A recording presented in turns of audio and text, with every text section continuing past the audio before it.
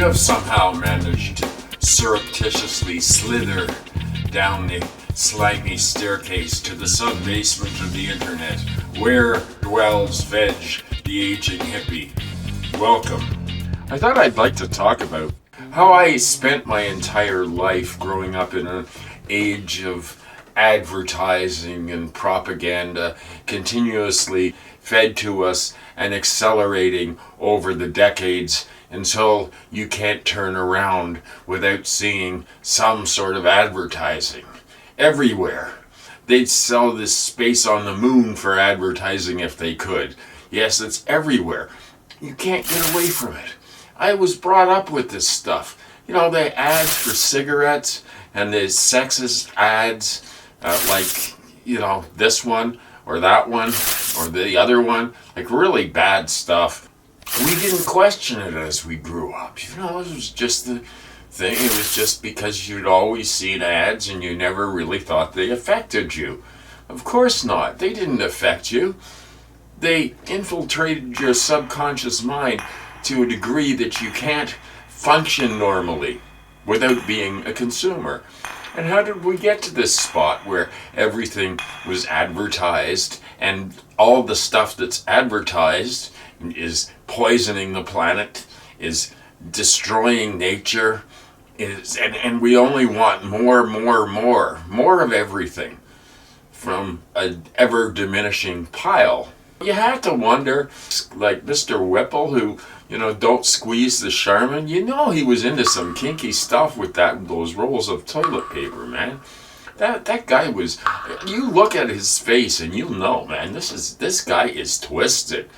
And in the ultra creepy department, I just read a story that people in China are using AI to talk to their dead relatives, and there's firms that are setting up AI with an image and avatar of their dead loved one, and the chat bot talking to them in their own voice. This is super creepy, and apparently some people get addicted to this and they're talking for hours and hours and become suicidal. So, just another wonderful use for AI. What a bunch of crap. They should just go back to the old 19th century seances or something. I don't know. You can't talk to dead people. I'm sorry. You can in your imagination, I suppose, but it's hard to lose people. Yes, it's an inevitable part of all of our lives, and we're terrified of it. I don't really need to talk to my dead relatives or people that I loved that have died. It's okay, because if you hold them in your memory and in your heart, that's what counts. You don't have to have a machine talking to you. This world is getting crazier and crazier with the technology. It's out of control, really. So as we slither through the slime and this mess we've made of our planet, let's endeavor to at least show a little love and kindness wherever we can. It's getting harder and harder all the time because people are getting angrier, they're getting meaner. It's just not the way things used to be. When everybody's going through their own difficulties with their own, it's not an easy time, particularly up here in Canada. Things are getting very scary. Obviously, most Americans don't really know or follow what's going on in Canada because we are kind of like the retarded giant on your doorstep, which is, I stole that from the National Lampoon from many years ago. I think it was around 1970. Life goes on though, and this journey continues for all of us at whatever stage we're in. There are different problems, there are different emotional difficulties. We're all different, but we're all the same. We all want the same thing, and I've said this over and over again, that everybody wants the same thing in life. Some just want a lot more of it, and they're the ones that are just kind of mental, and they just want more and more and more, and they're the ones that we put in charge of our society. Oh man, I just look at the world right now and I despair. I despair on so many fronts. The justice system in the U.S. has been totally manipulated by a minority party of extremists. And I'm afraid the same thing is going on up here.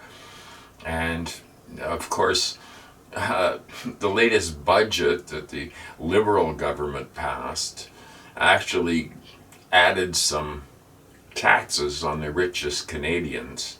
And of course, the howls of outrage from the media, the American-owned media largely, is screaming that, oh, this is terrible for businesses. They're going to flee. What are we going to do? The world is falling. And what about the deficit, the deficit, the deficit? It's the same crap I've heard for years. And it goes on down in the States. It goes on up here. The deficit, the deficit, the deficit.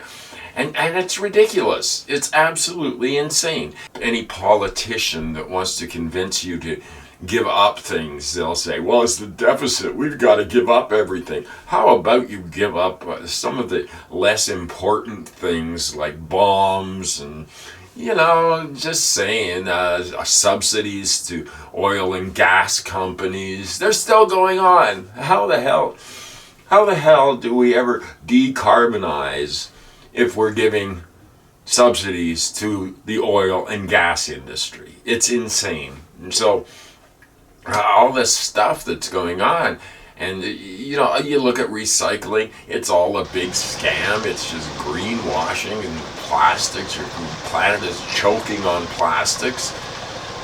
But in spite of all that, we have to be hippies if we're going to be hippies. I would like to sort of say the doomer and the hippie are kindred souls. And is there such a thing as a doomer hippie? Well, if not, I'm going to say I'm a doomer hippie because I look around and I see, what do I see? Doom. More doom. What are you going to do? You're gonna live your life no matter what, and it's either going to get horrible or you'll somehow just manage to squeak by under the bar and survive. I don't know. Of course, the world's always been a terrible place in a lot of ways. There are, moments of beauty, moments of joy, and there still can be found if you look hard enough. But those things are becoming fewer and farther between for millions and millions and millions of people in the world. Too many people drawing on too few resources. And what's going to happen? It's too late. We're all going to die. But we're all going to die anyway at some point. So I just look at it and think, well, I am going to make the best of it and try and help anybody that I can if I'm able to. In small ways, sure, but if everybody just did that and helped instead of like giving your money to some politician or something, or giving your money to some big corporation that runs charities, just being kind and helping where you can and be your own charity. It doesn't have to be registered. It doesn't even have to involve money. All you've got to do is give of yourself a little bit and stop the selfishness. And of course, humans are selfish. We are a selfish mammal, the selfishest of the selfish. There is nothing we can do about human nature, in my opinion. We can change our own attitude to each other, and that is as close as we can get to changing human nature. It's a disaster, really, because humans have technology that they don't have the wisdom to know how to use. Not yet, not ever perhaps, unless we somehow evolve past this crazy condition that humanity finds itself in. Anyway, I'm just yakking tonight and hoping that my friends are watching.